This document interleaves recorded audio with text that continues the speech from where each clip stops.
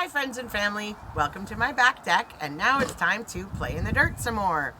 Last time we got together, we made a combination of good dirt out of peat moss, topsoil, and compost. This time we're going to take that good dirt and we're going to pot it into plants and then put in our seeds. To start with, I used to live in New York City and I loved gardening, but I didn't have a garden. So I used to garden in clay pots. You could put these right out on your back deck or on in a sunny window or on the fire escape. So just leave them there and they'll grow just fine. If you don't have a compost pile, don't worry about it because you can use just the regular topsoil itself. They'll still grow, it's just not as good as if you had the compost and peat moss mix. You got to remember to take the sticker off the bottom if you have a brand new pot. That pot sticker, and we're not talking about Chinese food, that pot sticker covers the hole where the water drains out. So you need this hole to be open and free. I'm gonna put that right down here. I got 2 pots ready to go. And I'm gonna load them up with rocks right now. The rocks at the bottom of the pot are intended to drain the pots out from extra water. So it's a natural drainage system. You just wanna lightly coat the rocks at the bottom, and that's plenty of rocks. So we'll leave those be for now.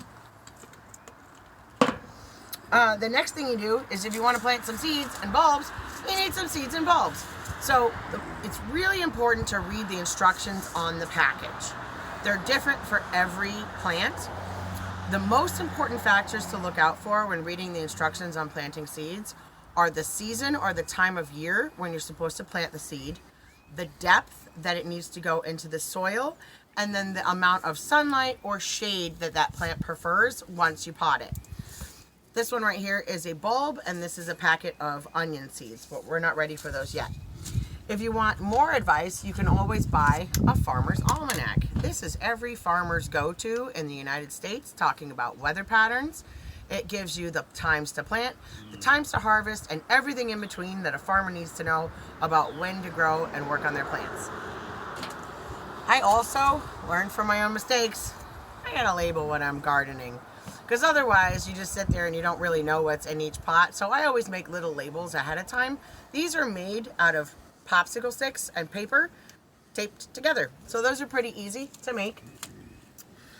So the next thing we're gonna do is we're gonna take an extra pot and we're gonna mix together some dirt soup. So now we're gonna use that good dirt that we made. And I'm gonna put a bunch of good dirt that we mixed together before right into this bucket. And I'm trying to do enough for both pots that we have. And I'm gonna pour in some water. We want a really nice soupy texture. And this is where it gets really, really dirty. So I'm putting a lot of water in there and I'm gonna test it out and see if that's enough. So I'm just gonna dig my hands right in there and see if I have that soupy texture that I'm looking for. So far it looks really good. I think we have plenty of water. I almost think I need more compost. Let me put some more good dirt in there. Not too much though. Mix it in so I get that like chowder consistency. Right? That's just about right. And boy is it messy. So I'm still doing this over my basin so I don't make too much of a mess everywhere. And I'm gonna pour that soup right into the container. I don't want it to drain all over my other good stuff, so I'm gonna leave it there for now. And then I'm gonna take the other one and I'm gonna pour that soup mix right into the other pot. Nice and full. Awesome. Now we're ready to put in our seeds and our bulbs. So on the bulb, there's a butt end and a top end. This is the butt end on the bottom. It kind of looks like the bottom of an apple or a pumpkin. And then there's the end on the top.